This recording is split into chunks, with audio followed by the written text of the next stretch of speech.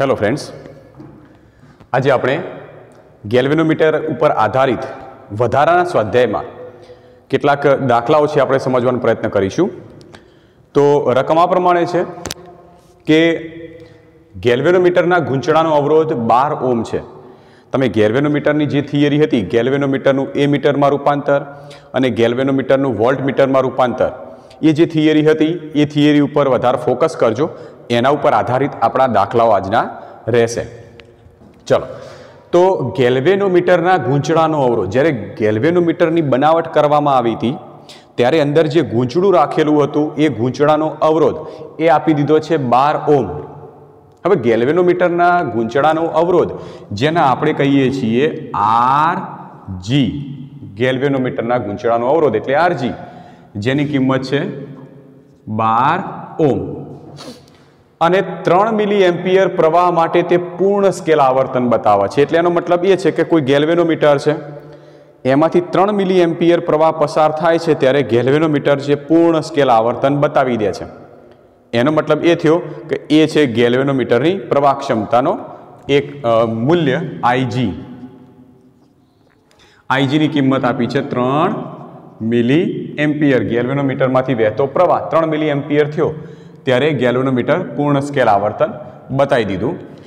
આની કિંમત થશે 3 × 10⁻³ એમ્પિયર. હવે લખ્યું છે કે આ મીટરને 0 થી 18 વોલ્ટની અવધિવાળા વોલ્ટ મીટરમાં રૂપાંતરિત કરવું છે. તો કેવી રીતે કરીશું? એટલે આ જે મીટર હતું, ગેલ્વેનોમીટર હતું, એને 0 થી 18 વોલ્ટ એટલે ટૂંકમાં એમ કહી શકાય કે 18 વોલ્ટ સુધીનો વોલ્ટેજ માપી શકે તેવા વોલ્ટ મીટરમાં રૂપાંતર કરવું છે. એટલે વોલ્ટેજની કિંમત આપી દીધી છે 18 વોલ્ટ. તો એના કેવી રીતે રૂપાંતર કરીશું? એનો મતલબ કે એની સાથે જે અવરોધ લગાડીશું, જે શ્રેણીમાં અવરોધ લગાડીશું, જેને આપણે ગુરુ અવરોધ કહીએ છીએ, એ કેટલા મૂલ્યનો લગાડીએ. આનો મતલબ શું થશે કે આ મીટરને 0 થી 18 વોલ્ટની અવધિના વોલ્ટ મીટરમાં રૂપાંતર કેવી રીતે કરશે? એનો મતલબ શું છે કે ગેલ્વેનોમીટરની સાથે એટલા મૂલ્યનો ગુરુ અવરોધ શ્રેણીમાં લગાડો કે જેથી ગેલ્વેનોમીટર વધુમાં વધુ 18 વોલ્ટ, 0 થી 18 વોલ્ટ સુધીનો વોલ્ટેજ માપી શકે. એટલે ટૂંકમાં આપણે જોડે લગાડવામાં, શ્રેણીમાં લગાડવામાં આવતા ગુરુ અવરોધની કિંમત શોધવાની થશે. તો અહીંયા લખીએ કે ગેલ્વેનોમીટરમાંથી વોલ્ટ મીટરમાં રૂપાંતર કરવા માટે જરૂરી શ્રેણી ગુરુ અવરોધ, એટલે શ્રેણીમાં લગાડવો પડશે. અને એનું સૂત્ર હતું ગુરુ અવરોધ R બરાબર V/IG - RG. કિંમતો મૂકી દઈએ. ચલો સીધું. V 18 વોલ્ટ, IG 3 × 10⁻³ ઓછા RG 12.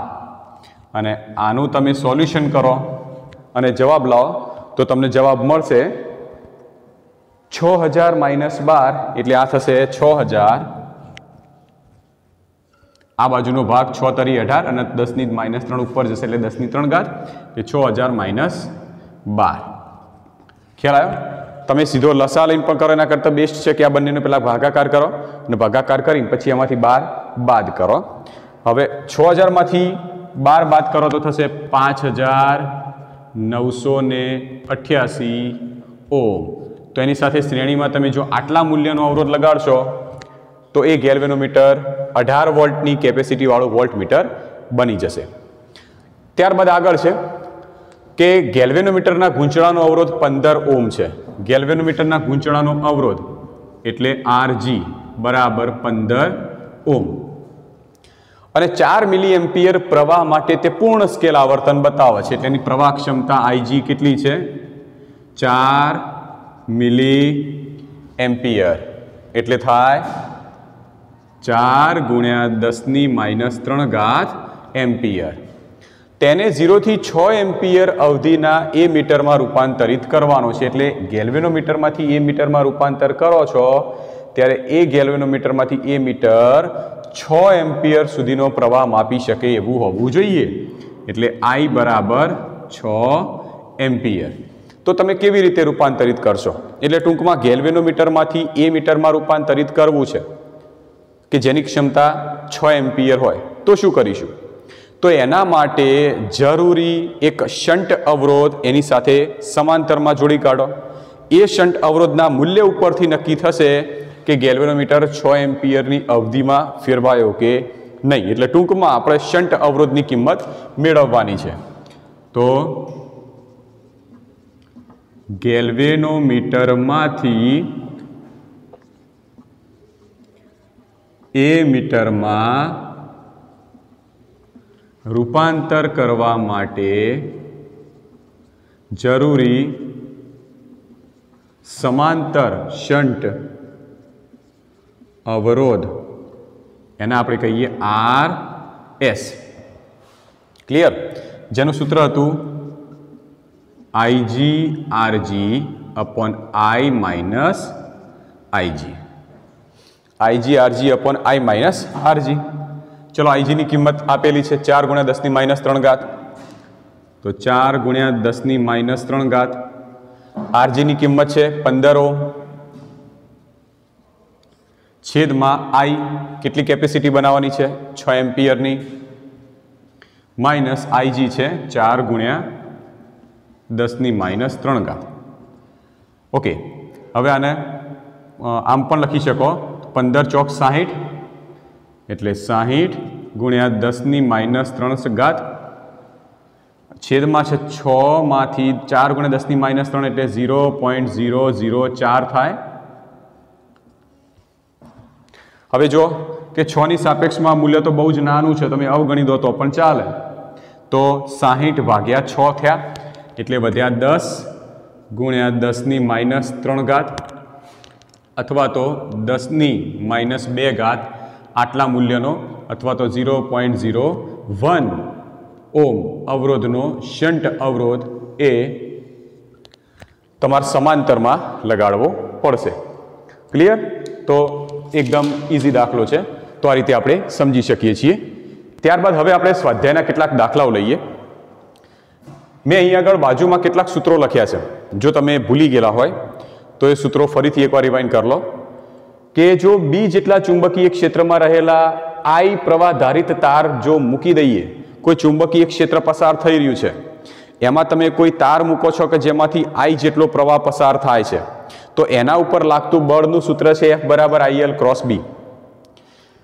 બીજો છે કે અતિ લાંબો કોઈ પ્રવાહ ધારિત તાર હોય અને આ તારથી R અંતરે આવેલા બિંદુએ ચુંબકીય ક્ષેત્ર છે B = μ0I/2πr. એટલે તારથી R જેટલા અંતરે આવેલા બિંદુએ ચુંબકીય ક્ષેત્ર મેળવવાનું સૂત્ર છે. માની લો કે એ તાર જે રહ્યો એ તારની અક્ષ ગણીએ તો તારની અક્ષ આવી રીતે થશે અને એ તારની અક્ષ ઉપર જો કોઈ બિંદુ આવેલું હોય તો અક્ષ ઉપર ચુંબકીય ક્ષેત્ર 0 થાય. હવે વર્તુળ આકારના રિંગ આકારના તારની વાત કરીએ તો વિદ્યુત પ્રવાહ ધારિત વર્તુળ આકારનું કોઈ લૂપ હોય, કોઈ રિંગ હોય અને એ રિંગના કેન્દ્ર ઉપર એટલે વર્તુળ આકારનું કોઈ લૂપ છે, કોઈ રિંગ છે અને એમાંથી પ્રવાહ પસાર થઈ રહ્યો છે અને એના કેન્દ્ર પાસે ચુંબકીય ક્ષેત્ર મેળવવું હોય તો એનું સૂત્ર છે B = μ0I/2r. જો વર્તુળાકાર લૂપમાં આટાની સંખ્યા 1 હોય તો μ0I/2r, પરંતુ n આટા હોય તો μ0NI/2r.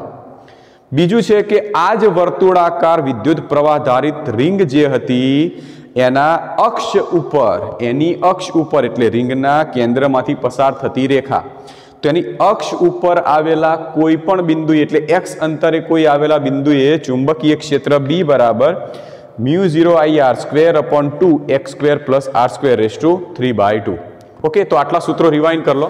આના ઉપર આધારિત આપણે કેટલાક દાખલાઓ લઈએ. તો શરૂ કરીએ સ્વાધ્યાયનો દાખલા નંબર 1.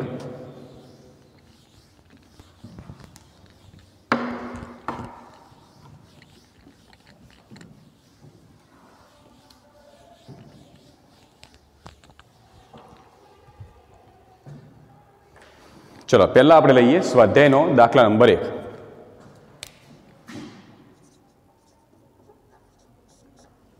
રકમ હું બોલું છું, નાની જ રકમ છે તો આપણે લખી દઈએ, એક કામ કરીએ કે 8 સેન્ટીમીટર ત્રિજ્યાવાળા 100 આટા ધરાવતા 8 સેન્ટીમીટર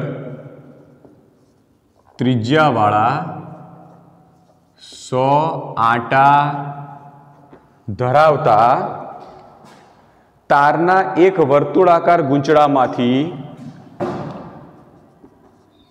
તારના એક વર્તુળાકાર ગૂંચળામાંથી 0.40 એમ્પિયર વિદ્યુત પ્રવાહ વહે છે. 0.40 એમ્પિયર વિદ્યુત પ્રવાહ વહે છે. આગળ, ગૂંચળાના કેન્દ્ર પર ચુંબકીય ક્ષેત્રનું મૂલ્ય કેટલું હશે? તો ગૂંચળાના કેન્દ્ર પર ચુંબકીય ક્ષેત્રનું મૂલ્ય કેટલું હશે? ઓકે, ચલો સમજી લો. પહેલા રકમ વાંચ્યા ઉપરથી નક્કી કરો કેવા પ્રકારનું ગૂંચળું છે અથવા તો તાર છે અને કયા ભાગ માટેનું ચુંબકીય ક્ષેત્ર મેળવવાનું છે. તો જો 8 સેન્ટીમીટર ત્રિજ્યા અને 100 આટાવાળું ધરાવતો તાર એક વર્તુળાકાર ગૂંચળું છે. એમાંથી 0.40 એમ્પિયર વિદ્યુત પ્રવાહ વહે છે. આ ગૂંચળાના કેન્દ્ર ઉપર ચુંબકીય ક્ષેત્ર મેળવવું છે. તો વર્તુળાકાર ગૂંચળાના કેન્દ્ર ઉપર ચુંબકીય ક્ષેત્ર મેળવવું છે તો કયું સૂત્ર વાપરીશું? તો આ આવશે કે વિદ્યુત પ્રવાહ ધારિત વર્તુળાકાર વાહક લૂપના કેન્દ્ર પર ચુંબકીય ક્ષેત્રનું સૂત્ર. ઓકે, તો પહેલા આપણે એના માટે ડેટા લખી દઈએ. તો ડેટામાં આવશે પહેલા 8 સેન્ટીમીટર ત્રિજ્યા, એટલે આપણે કેપિટલ આર કીધેલી છે. તો આર બરાબર 8 સેન્ટીમીટર એટલે 8 ગુણ્યા 10⁻²મીટર. 100 આટા, તો n બરાબર 100 આટા ધરાવતા તારના એક વર્તુળાકાર ગૂંચળામાંથી 0.40 એમ્પિયર વિદ્યુત પ્રવાહ વહે છે. તો I બરાબર 0.40 એમ્પિયર. તો કેન્દ્ર પર ચુંબકીય ક્ષેત્ર કેટલું થશે? સિમ્પલ. ચલો શરૂ કરી દઈએ કે ગૂંચળાના કેન્દ્ર પર ચુંબકીય ક્ષેત્ર. ક્લિયર? તો B બરાબર μ0I/2R. ક્યારે? જો એક જ આંટો હોય તો, પરંતુ અહીંયા આગળ આંટાઓની સંખ્યા આપેલી છે માટે થશે NI. તો ચલો શરૂ કરી દઈએ. તો B બરાબર μ0 એટલે થશે 4π × 10⁻⁷ ગુણ્યા n, આંટાઓની સંખ્યા આપી છે 100, ગુણ્યા I પ્રવાહ 0.40 છેદમાં 2 × R કેપિટલ R તરીકે થશે 8 ગુણ્યા 10⁻². જોઈએ કેટલું કેન્સલ થાય છે. તો જો આપણે ઉપર આવી રીતે પણ લખી શકીએ કે 4π × 10⁻10, અહીં આગળ થયા 100, આ છે 10⁻⁷, તો 10⁻² ને 10⁻⁷ એટલે 10⁻⁵. આના આવી રીતે દર્શાવીએ 4 ગુણ્યા 10⁻1. ઓકે, છેદમાં 8 દુ 16, અથવા તો એમ જ રાખીએ 2 ગુણ્યા 8 ગુણ્યા 10⁻². ધેરફોર B બરાબર, ચલો અહીંયા જુઓ, તો આ તો થઈ ગયા 2 અને 2 ચોક 8. તો અહીંયા આગળ 4 છે તો 4 4 કેન્સલ. તો પાઈ એટલે થાય 3.14 ગુણ્યા, હવે 10ની ઘાતો જોઈએ. ચલો 10ની કેટલી ઘાત થશે? તો 10⁻5 ને -1 એટલે -6, અને -2 ઉપર ગયા એટલે 10⁻². તો -6 અને +2 એટલે -4 ટેસ્લા. તો આટલા મૂલ્યનું ચુંબકીય ક્ષેત્ર એના કેન્દ્ર ઉપર, વર્તુળાકાર લૂપના કેન્દ્ર ઉપર હશે.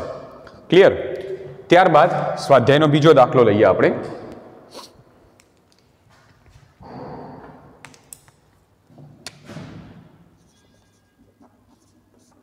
સ્વાધ્યાયનો દાખલા નંબર 2. એક લાંબા સીધા તારમાંથી એક લાંબા સીધા તારમાંથી 35 એમ્પિયર પ્રવાહ વહે છે. 35 એમ્પિયર વિદ્યુત પ્રવાહ વહે છે. આગળ, તારથી 20 સેન્ટીમીટર અંતરે રહેલ કોઈ બિંદુ, તારથી 20 સેન્ટીમીટર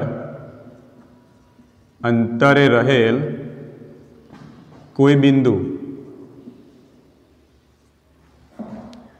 બિંદુ પાસે ચુંબકીય ક્ષેત્રનું મૂલ્ય કેટલું હશે? પાસે ચુંબકીય ક્ષેત્રનું મૂલ્ય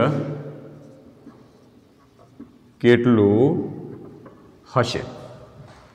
ઓકે, વિચારો, પહેલા રકમ વાંચો, વિચારો કે કયા સૂત્રોનો આપણે આમાંથી ઉપયોગ કરી શકીએ.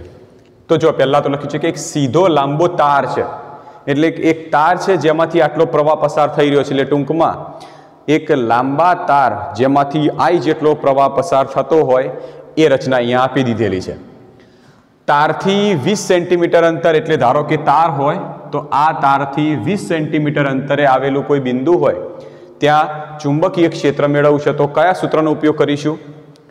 તો આપણે ઉપયોગ કરીશું આ કે અતિ લાંબા I પ્રવાહ ધારિત તારથી R અંતરે, અતિ લાંબો તાર છે વિદ્યુત પ્રવાહ ધારિત, ત્યાંથી R અંતરે આવેલા બિંદુએ ચુંબકીય ક્ષેત્રનું મૂલ્ય મેળવવું છે. એના માટે ડેટા લખી દઈએ કે પ્રવાહ આપી દીધો છે I બરાબર 35 એમ્પિયર, R બરાબર 20 સેન્ટીમીટર, એટલે 20 ગુણ્યા 10⁻²મીટર, અને ચુંબકીય ક્ષેત્ર B આપણે મેળવવું છે. શરૂ કરીએ કે અતિ લાંબા તારથી R અંતરે આવેલા બિંદુએ ચુંબકીય ક્ષેત્ર, તો B બરાબર, તો સૂત્ર લખી દઈએ μ0I/2πr. હવે પ્રશ્ન એ થાય કે n મૂકવા આંટાઓની સંખ્યા, પણ અહીંયા આગળ આંટાઓની કોઈ સંખ્યાની કોઈ વાત કરી નથી, એટલે n બરાબર 1 લઈ લઈએ. Therefore B બરાબર μ0 બરાબર થશે 4π × 10⁻⁷ ગુણ્યા I તરીકે કિંમત લઈએ આપણે 35 એમ્પિયર, છેદમાં 2π ગુણ્યા R તરીકે 20, અથવા તો 2 ગુણ્યા 10⁻⁻⁴. Therefore B બરાબર, ચલો અહીંયા જો તો થશે આ 2 દુ 4 અને પાઈ કેન્સલ, બરાબર. તો થયા 35 ગુણ્યા 10⁻⁷, આ ઉપર ગયા એટલે -6, અથવા તો B બરાબર 3.5 ગુણ્યા 10⁻⁵ ટેસ્લા. તો બહુ જ ઇઝી દાખલાઓ છે, બહુ જ નાના છે અને સરસ મજાના લોજિકલ, એકદમ સૂત્રો ઉપર આધારિત જ દાખલાઓ છે, એટલે બહુ વધારે દિમાગ દોડાવવાનું નથી. ખાલી ખબર પડવી જોઈએ કે દાખલો કઈ રચના ઉપરનો છે, કોઈ રિંગ આકારની કોઈ ઘટના ઉપરનો છે કે સીધા તાર માટેનો છે. તો એના ઉપરથી તમે સૂત્રોનો મૂકી અને જવાબ લઈ શકો છો. ત્રીજા નંબરનો દાખલો લઈએ સ્વાધ્યાયનો.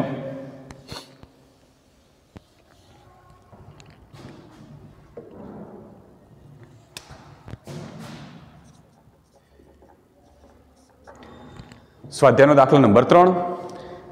સમક્ષિતિજ સમતલમાં રહેલ એક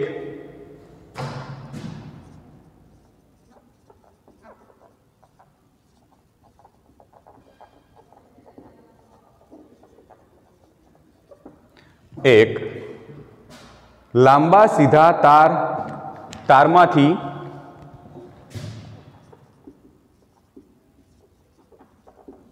લાંબા સીધા તારમાંથી 50 એમ્પિયર જેટલો પ્રવાહ ઉત્તરથી દક્ષિણ તરફ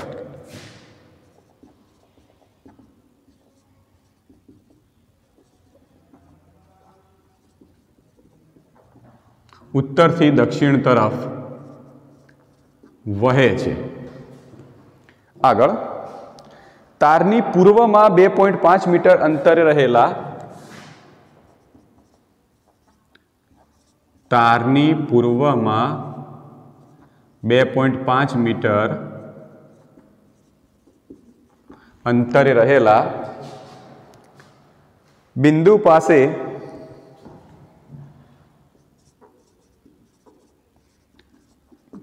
पासे चुंबकीय क्षेत्रनु मूल्य तथा दिशा शोधो। क्लियर?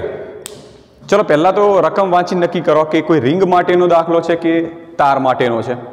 तो देखाय छे कि समक्षितिज समतल में रहेला एक लांबा सीधा तार एटले तार माटेनो दाखलो छे।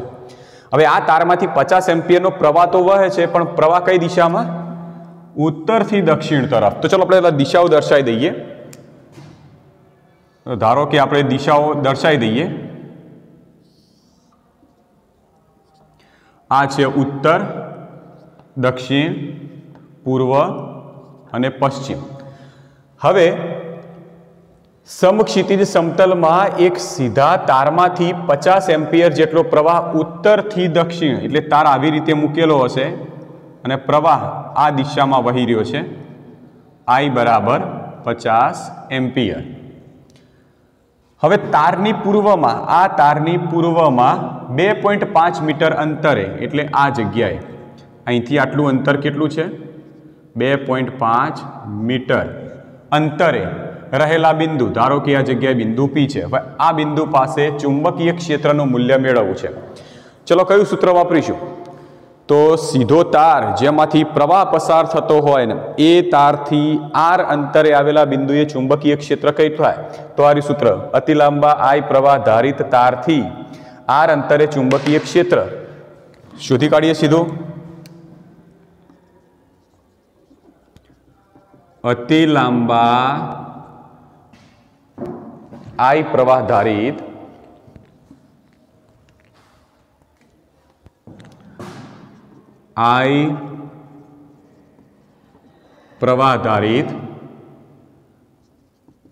तार थी R अंतरे चुंबकीय क्षेत्र सदिश B बराबर μ0 I अपॉन 2 पाई R किंमतो मूकी दिए। चलो μ0 एटले 4 पाई इंटू 10⁻⁻7 गुण્યા प्रवाह 50 एम्पियरનો प्रवाह तारमांथी पसार થઈ રહ્યો છે છેદમાં 2 પાઈ ગુણ્યા R स्मॉल r ની કિંમત અંતર કેટલું આપ્યું છે 2.5 મીટર। તો 2.5 મીટર ओके। तो અહીં આગળ જુઓ તો 2 પાઈ 4 પાઈ એટલે અહીંયા 2 વધ્યા 2.5 અને 50 છે तो 25 2 50 हो तो 50 भाग्या 2.5 એટલે અહીંયા 20 વધ્યા ऊपर 20 ओके। तो 20 2 40 गुण्या नीचे हवे कई सॉरी मीटर लई लो नीचे हवे बधुं पूरुं थई गयुं ऊपर पण पूरुं। तो 20 2 40 અને 10 गुण्या 10 ની -7 घात अथवा तो 4 गुण्या 10 ની -6 घात आटलू चुंबकीय क्षेत्र टेस्ला आटला मूल्यनु चुंबकीय क्षेत्र हशे। क्लियर? तो 4 गुण्या 10 ની -6 घात टेस्ला आपणे चुंबकीय क्षेत्र मळी गयुं। तो मूल्य मळी गयुं आपणे। हवे वात करीए दिशानी। तो चुंबकीय क्षेत्रनी दिशा कई बाजू हशे? तो समझी लो कि समक्षितिज समतल एटले मानी लो कि आ बोर्ड एक समक्षितिज समतल छे। हवे आ समतल में रहेल एक लांबो तार एटले तार आवी रीते राखेलो छे। आ तारमांथी आ 50 एम्पियर प्रवाह पसार थई रह्यो छे उत्तर थी दक्षिण तरफ। तो हवे एना लीधे तारथी 2.5 मीटर अंतरे चुंबकीय क्षेत्रनी दिशा कई हशे? तो प्रवाह जाय छे उत्तर थी दक्षिण तरफ एटले ऊपर थी नीचे तरफ। तो प्रवाह जे दिशामां जाय छे दिशामां अंगूठो राखो जमणा हाथनो अंगूठो राखीए तो आंगळीओ जुओ आम वींटळाय छे आम। तो अंगूठो राखीशुं प्रवाह तरफ अने आंगळीओ वींटळाय छे एटले आवी रीते आम समजी शको कि आ तार छे जेमांथी प्रवाह पसार थई रह्यो छे અને એમાંથી પ્રવાહ આવી રીતે પસાર થાય છે. તો તાર જો તમે આવી રીતે સમતલમાં મૂકી દો તો આ તારનું ચુંબકીય ક્ષેત્ર આમ જવાનું, પાછળ જઈને પાછું આમ આવશે. એટલે ટૂંકમાં આ જે સમતલ હશે અને સમતલનું જે બિંદુએ ચુંબકીય ક્ષેત્રનું મૂલ્ય મેળવ્યું છે તે બિંદુએ ચુંબકીય ક્ષેત્ર આમ અહીંથી અંદર જઈને પેલી બાજુથી આમથી આમ બહાર આવશે, પાછું અંદર જઈ અને બહાર આવશે. એટલે માની લો કે જે બિંદુએ ચુંબકીય ક્ષેત્ર મેળવવું છે એટલે 2.5 મીટરનું પી બિંદુ જે છે આ જગ્યાએ છે. તો હવે આ જગ્યાએ ચુંબકીય ક્ષેત્ર આમ જઈ અને અહીંથી આમ બહાર આવશે, આમ અંદર જઈ અને આ જગ્યાએથી બહાર આવશે. તો આ જે બહાર આવે છે એટલે ટૂંકમાં વર્તુળાકાર માર્ગના સ્પર્શકની દિશામાં ચુંબકીય ક્ષેત્ર થયું. તો ચુંબકીય ક્ષેત્ર અહીંથી અંદર જશે, પશ્ચિમ તરફ અંદર જશે અને પૂર્વ તરફ બહાર આવશે. તો ટૂંકમાં સમતલને લંબ રૂપે હશે. તો ચુંબકીય ક્ષેત્રની દિશા સમતલને લંબ રૂપે હશે. જો પશ્ચિમ હોત તો અંદર તરફ હોત અને પૂર્વ છે માટે લંબ રૂપે બહાર આવતી દિશા હશે. ક્લિયર? તો એકદમ ઇઝી દાખલાઓ છે. બાકીના જે દાખલાઓ છે આપણે 1 બાય 1 દાખલાઓ લેતા રહીશું, પણ જે દાખલાઓ ચાલે છે એના માટેના પહેલા સૂત્રો તમે તૈયાર કરો. સૂત્રો તૈયાર કરશો તો જ તમને દાખલા ઇઝી પડશે.